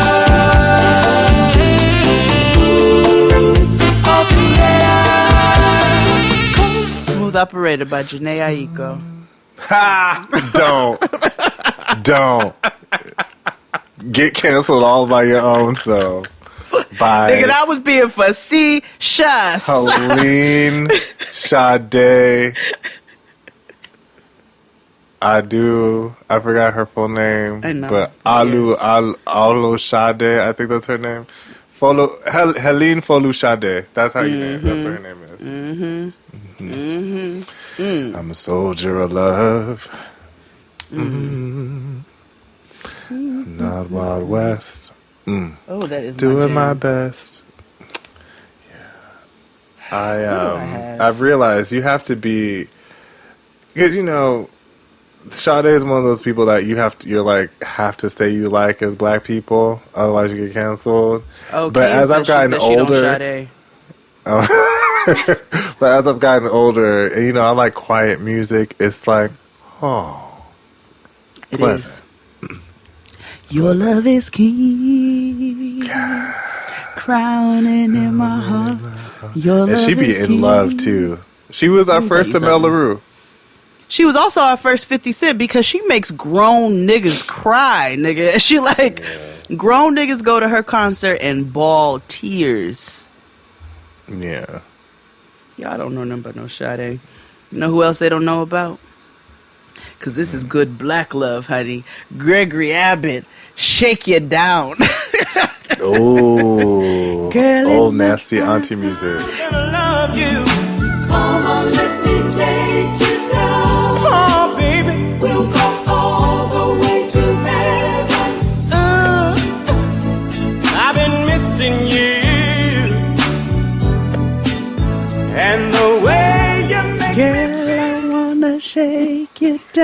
Wow, wow.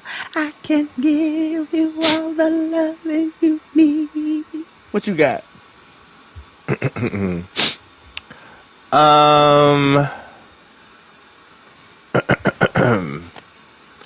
I found love on a two-way street. Mm-hmm. And lost it on a lonely highway.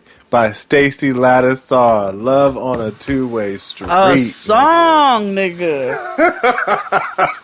A song, nigga. Giselle.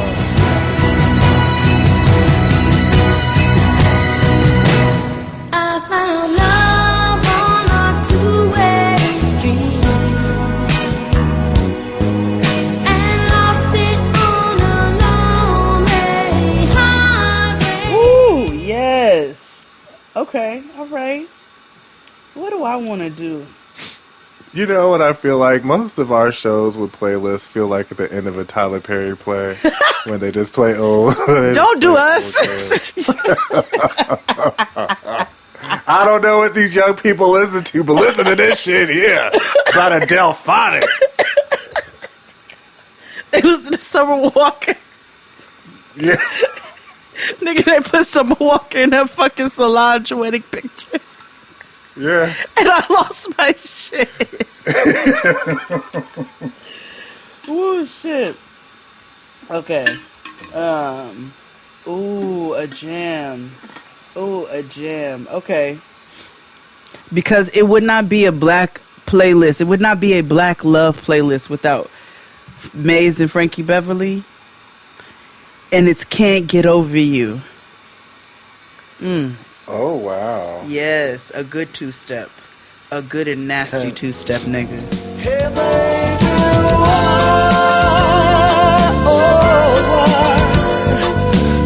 thinking of you makes me cry. No matter how I try. Can I be, say something controversial yet brave? Oh, here you go. Sure.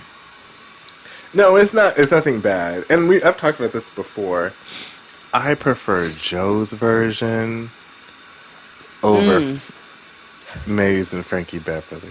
Okay, that's okay. I'm not okay. That's not. Yeah, that's not like. I love the song. It's just. Oh well, Joe ate that up. But then again, Joe eats most people up. He was like Joe the Duran Bernard of the time. Yeah, he's just different. He was just built different. Yeah. He's built different. Yeah. Yeah. But I do love my Frankie Beverly and Maze version. I'm not gonna hold you. What you got? Can't get over you. Ooh, my favorite. Freak me! So right now, baby. Freak Me by Silk. Till you say stop. Let me play with your body, baby, make you real hot. Let me do all the things. Ooh, in a little lycra turtleneck, short sleeves, looking like that man from the Kitchen and Chicken or whatever the fuck that shit was I called. wanna get freaky with you, yeah. Freak me, baby. You gonna let? I don't know. Have we put this on the playlist? I'm not sure, but this is a cut, nigga. When I'm with you, people would stop and stare and smile at us. Tony Terry's With You, a jam forever. Special touch, a warm embrace, a sweet and tender kiss. Your smile, And ever and ever and ever. What you got? I have the next song I have is the blackest song of all time. Okay. Um, Better be. Oh, it's Juicy Fruit by Mtume. Oh, yeah, no, definitely. You're so juicy. Juicy. Juicy fruit. Juicy.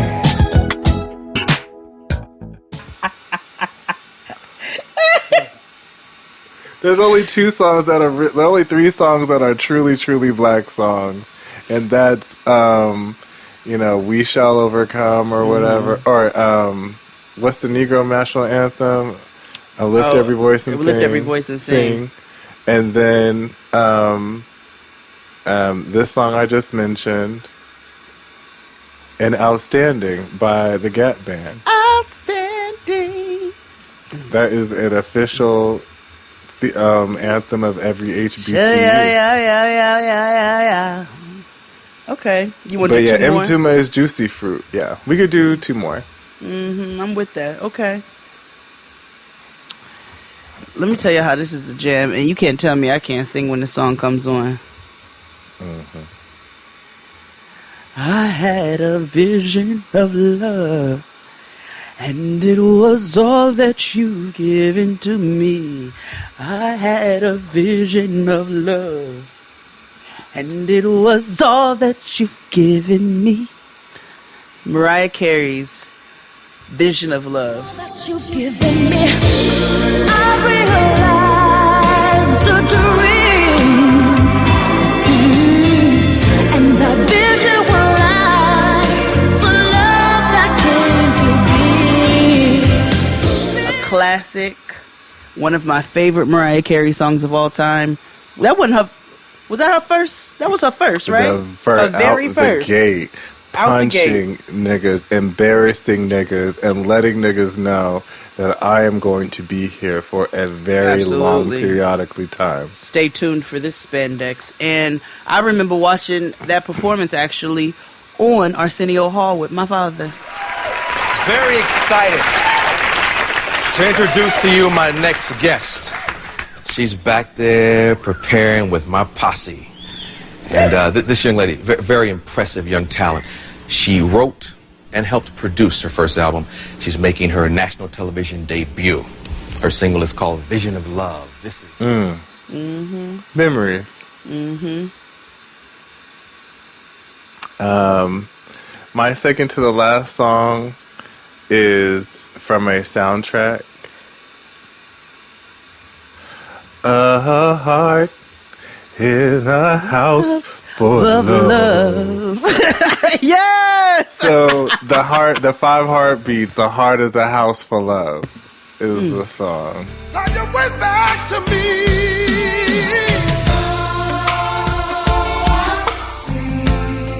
I see the wonder of devotion. It doesn't come free. The fact that they put the 5 heartbeats on there, and they That's wasn't the a real group. We haven't finished yet. We got to cover that on Quarantine Blast. I think so. I think we need to do the 5 heartbeats, and y'all already know we're going to do Temptations. Finished. That and Jackie Washington. Oh, Jackie Washington is happening on Jackie Washington Day. Yeah. Yeah, we're going to have July to do that. 15th. Yeah, it's coming. July 15th, Jackie Washington is dropping. We said it here first.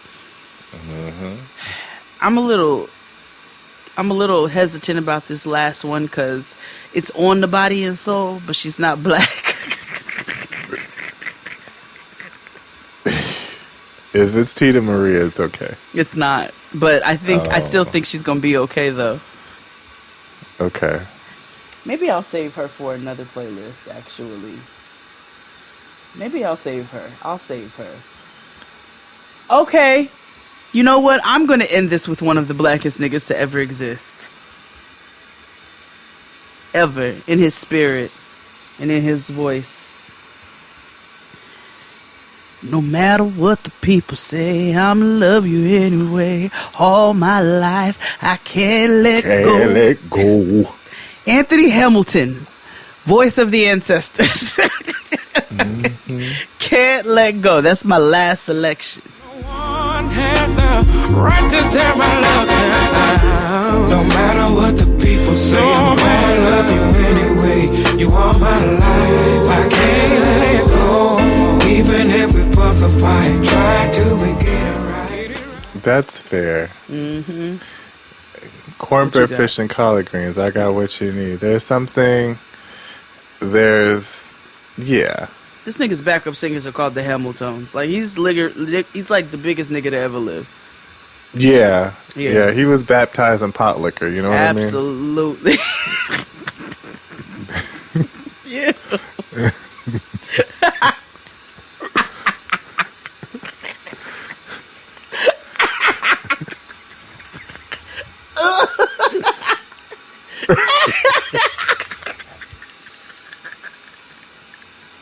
Can you imagine? I was going by the river. I was shaking that ass.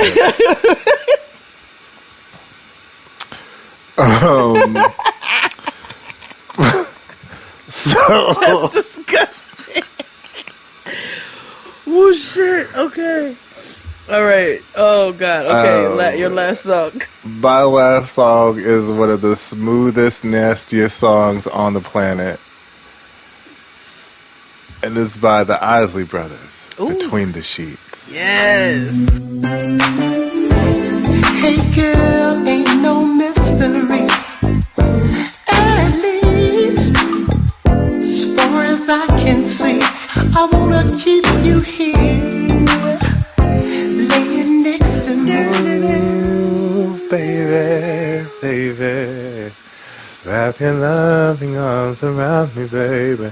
Ooh, oh, oh, ooh, ooh, baby. Hey. Between the sheets. Hey, girl, let me be your freak. Can you imagine if a nigga said that to you? Let me be Ooh, I would not know what. No, you got to go out here looking like what's that hashtag blessed daddy. Ew. He seemed like the type of nigga who liked to make love with that song playing. Yeah, you want to talk about somebody who smells like pot liquor? Oh, I know he smelled like I know he smelled like Coney Island in Detroit. You know where you buy the Coney dogs and shit. I know he smelled like one. No, he smells like cologne. Or he smelled like Harold's Chicken and Jupe. No, he smells like Jupe and Old Spice. That's an Old Spice nigga. Ooh, he might use Brute. He definitely uses Brute. You saw that shark blue fucking 2-piece red trip shit. Brute. That's one of those smells you will never forget. Mm-mm. And like because my uncle, rest his soul, he used to wear it all the time, and I'd be like, oh, here comes Uncle James. Yeah, they just smell straight. And then you have a nigga who uses Old Spice deodorant and shit and Brute. They just come around smelling strong and spicy and They smell like an unbaked ham. Yeah. Like with all the ham, like pork and cloves. Yeah, with a little hint of sweat. Sweet, yeah. That's the pineapple. And that red trim on that ugly ass suit was them fucking cherries that you niggas like to put on top of your hams. All right, that's another episode of Jaded XD, the Black Love Collection. You can find the whole Body and Soul collection on Spotify. Yeah. We'll link it in the description box. Body and Soul. Yeah, just type it in. Body and Soul Collection, but we will put the link in the description box. And we'll see y'all niggas next week. You know, use protection. And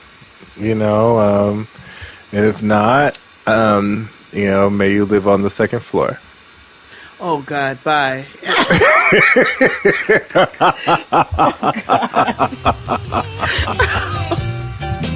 Bye.